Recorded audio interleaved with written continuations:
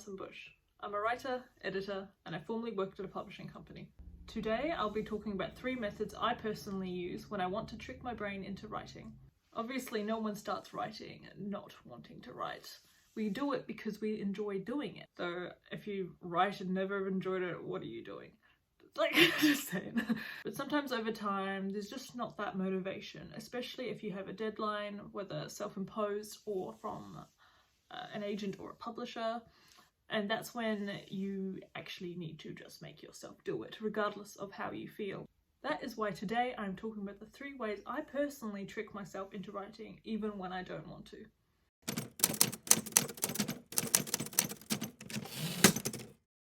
The power of sensory association. I'll start with sound. A little personal anecdote from my writing life. I have made myself a playlist. I've made myself several playlists, actually.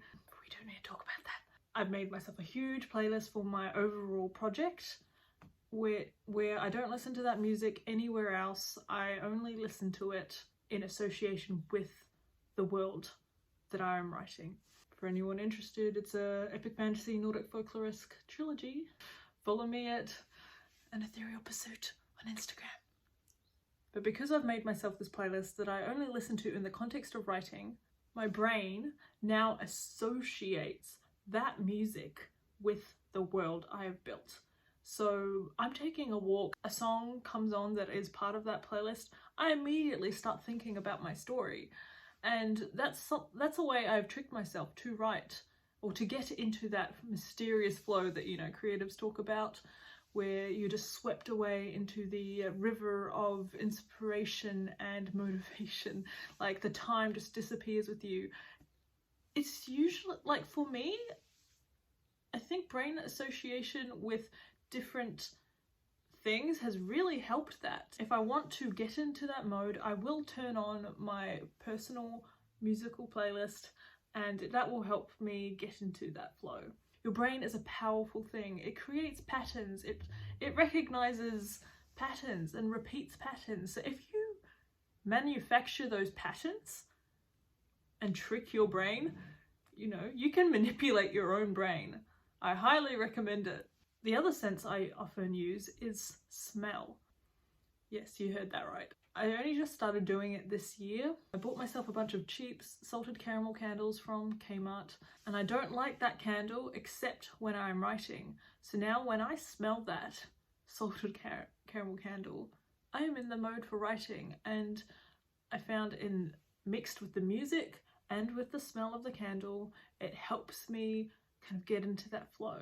Another sense I use is sight. I was gifted a 30-minute hourglass a few months ago, and I've been timing myself with that visual of seeing the time counting down. Of course you do not need a visual like that, but sometimes if you've allocated yourself some time and you see the time ticking away, it really motivates you to, oh, I really got to get this done in a short amount of time. And I think forcing yourself to rush into the process of writing, realizing you have a limited amount of time, it helps you get into that flow in the first place. Because I think if you're just like mulling and think, oh, I have hours, you're not gonna get much writing done.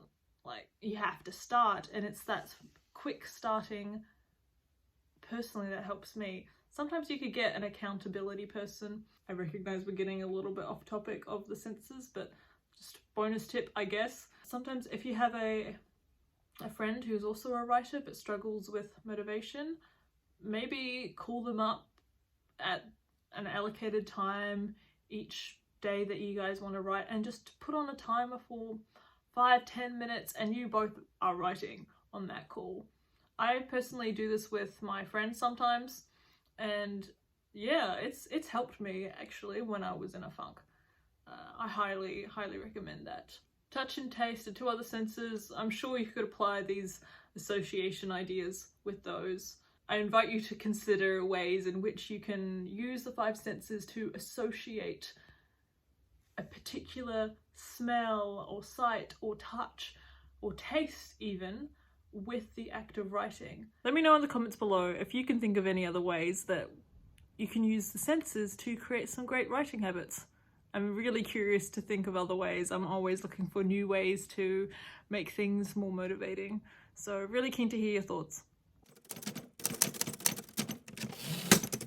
Dopamine detox. This is all over the internet. You've probably heard this before, and there's other videos that go more in depth, but I'm going to give you a quick summary. We live in a very fast-paced world filled with immediate dopamine rewards that come from things like TikTok, Netflix, scrolling Instagram, sugar, alcohol, anything you can really think of that's immediate reward, that fills you with quick dopamine. The thing with constantly indulging in these things is that your brain thinks this is my threshold of dopamine I need and how quickly I need it. So then your body has been trained to need things immediately. So you cannot focus on the sort of lower dopamine rewards, like actually fulfilling a goal or sitting down to write. That does give you dopamine too, by the way, but it's not as immediate. I think times in my life where I've been especially in a funk and like just constantly chasing the dopamine, I might have undiagnosed ADHD, it would make a lot of sense, but that's another story. I found that cutting out those things you are addicted to, at least for a time, like gaming, Netflix, sugar, those things that are going to distract you from your goals, I would suggest taking a break. Yeah, I know.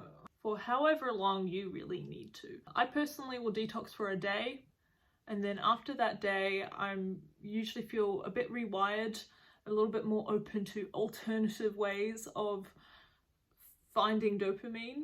I do find it's a lot easier to get into writing again. There is much smaller dopamine detoxes that you can increment into your life, and there is much bigger ones. It really just depends on what you need and what you know about yourself. A couple of years ago, for me, I actually cut out everything. I was not gaming anymore, cut out all Netflix, all social media scrolling. Man, that year, or those years, I got a lot of writing done. And that brings me to my third trick. They say it takes 66 days for a habit to become automatic. So this is no easy feat, but it is certainly, in the long run, the easiest way to keep writing, no matter how you're feeling. I don't know where I read this. I think it was probably like a meme on the internet, but consider it like being kind to your future self. Habits can be timeline related in terms of the time in your life. For instance, if you always make yourself a cup of tea first thing in the morning, you could then write for 30 minutes right afterwards. Like you have associated the act of making and pouring that tea, sitting down, and to then sitting down and writing. I think making an association with an action that is already a part of your life is a really good way to do that. Or doing the same thing when you put your kids to bed. Right after you put your kids to bed, you can go and write for however long you have. However your life is structured, whatever the complications are, find something that already exists in your routine and tie your writing habit to that. For me, when I was working at a particular job where I lived very close to my work, as soon as I would get home from work, I would have a shower, I'd get changed into some comfy clothes, and then I would write for a few hours before having dinner. And after a while, that just became automatic. It was not hard for me. I was writing all the time, and I got so much done doing that.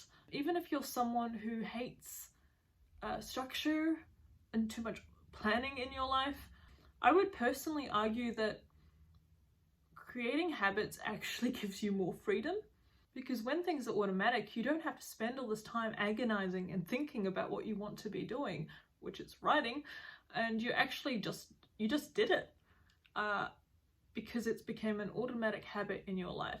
I highly recommend making writing a habit in your life, however you are able to do that.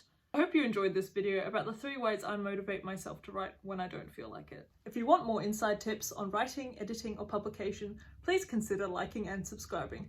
New videos every Monday. Until then, keep on writing.